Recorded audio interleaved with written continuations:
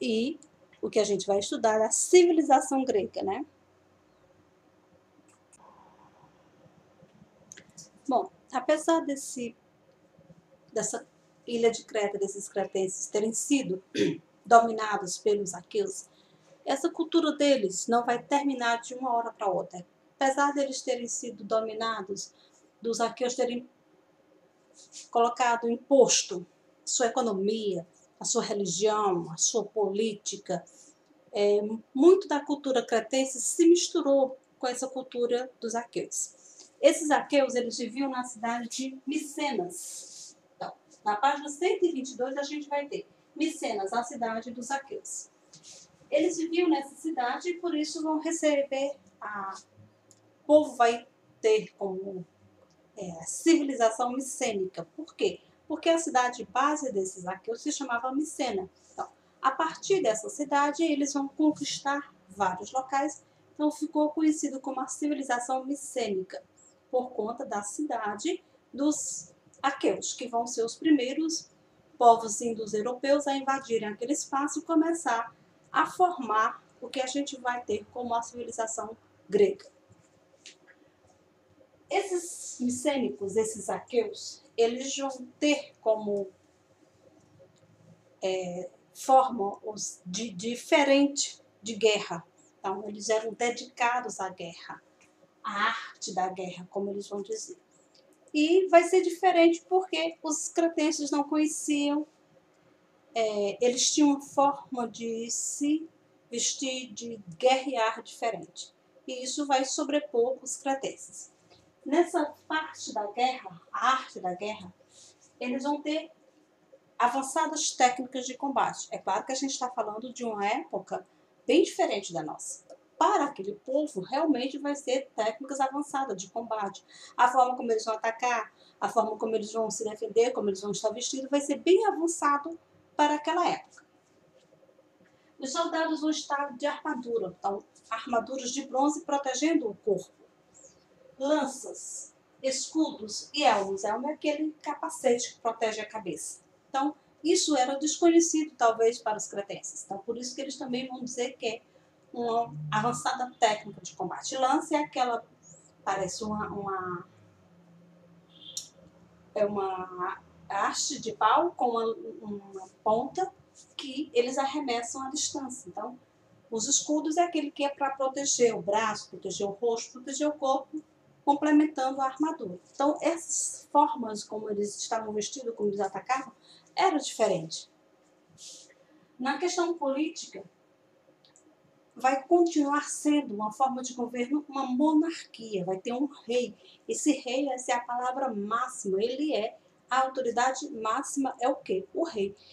Junto a esse rei, nesses micênicos, eles vão ter uma elite de guerreiros. Então, aqueles generais, aqueles homens que estão à frente dos soldados, eles vão ser a elite dos guerreiros e eles vão estar muito ligados ao poder, ao rei. Então, o rei vai dividir, vamos dizer assim, o poder com essa elite de guerreiros. Quando a gente vai falar em sociedade, lembrando que esse rei e essa elite, eles vão viver no palácio. A partir do palácio vai ser transmitido as ordens. Então, se a gente for falar numa sociedade, for ver uma questão, como eu já expliquei para vocês, de uma pirâmide de hierarquia, quem manda e quem obedece, a gente teria uma divisão mais ou menos assim, na sociedade micênica. O rei e essa elite de governo estariam no topo. Seria a elite, a parte menor de quantidade de pessoas, mas que tem poder e riqueza.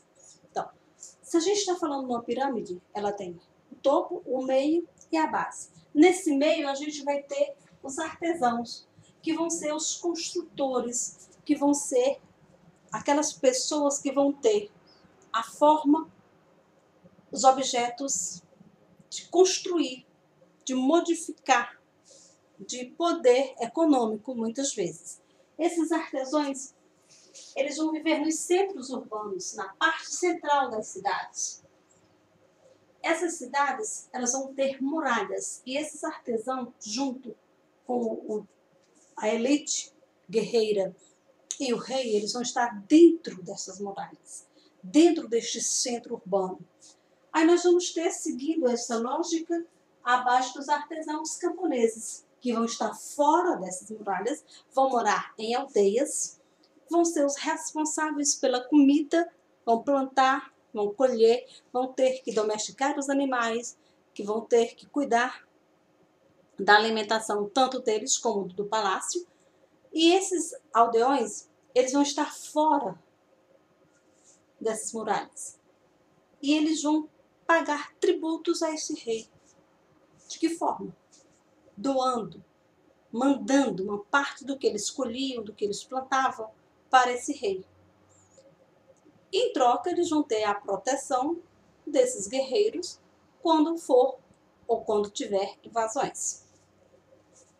Abaixo desses camponeses, nós vamos ter os escravos. Lembrando que esses escravos, eles eram ou de guerra ou de dívidas. Se a pessoa pedia um empréstimo e não tinha como pagar, ele se tornava um escravo. Se ele entrasse em combate, a sociedade entrasse em combate com a do outro e ele perdesse, ele se tornava um escravo do ganhador. Um escravo do Estado, ou do rei, ou de uma determinada pessoa. Mas ele não era mais uma pessoa livre.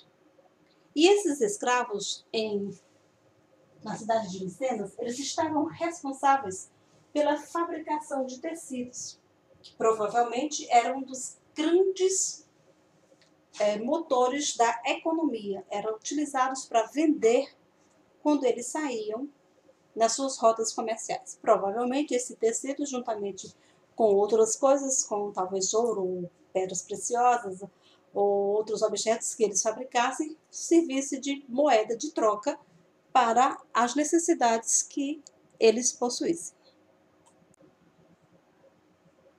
Lembrando que toda sociedade, ela tem a sua cultura própria. Mesmo que ela se misture com outras, ela vai formando a sua própria cultura. Ela agrega dos outros, mas ela forma uma única cultura. Então, esses micênicos, apesar de eles terem adquirido muitas coisas dos cretenses que eles conquistaram, e outros povos, eles vão ter a sua própria cultura, eles vão deixar a sua marca própria. E uma dessas contribuições dessa cultura vai ser justamente a escrita linear B, que vai dar origem à língua grega falada. Vai ser a origem, vamos dizer assim, da linguagem, da língua grega. A partir dessa linear B, lá dos micênicos, os gregos vão estruturar a sua língua, a sua escrita, que vai chegar até os dias de hoje. Mas ela vai ter sua origem lá, nessa época, 1400, 1300 a.C. Como todas as civilizações, infelizmente, eles vão ter seu auge e depois de ter sua queda. E assim aconteceu com a civilização micênica. Ninguém sabe porquê, ainda é um mistério, talvez nunca se descubra realmente, mas eles vão tendo o seu declínio e chegam ao fim.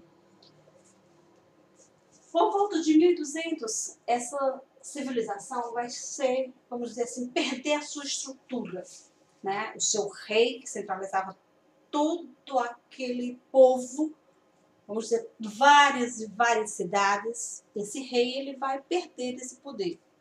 Esse poder que era centralizado nos palácios, ele vai começar a ser quebrado, né?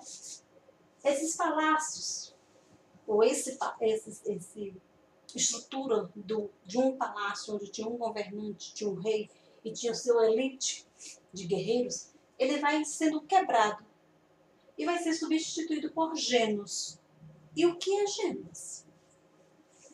Gênos são pequenas comunidades agrícolas unidas na crença de um ancestral, um antepassado comum, fosse ele herói ou uma divindade.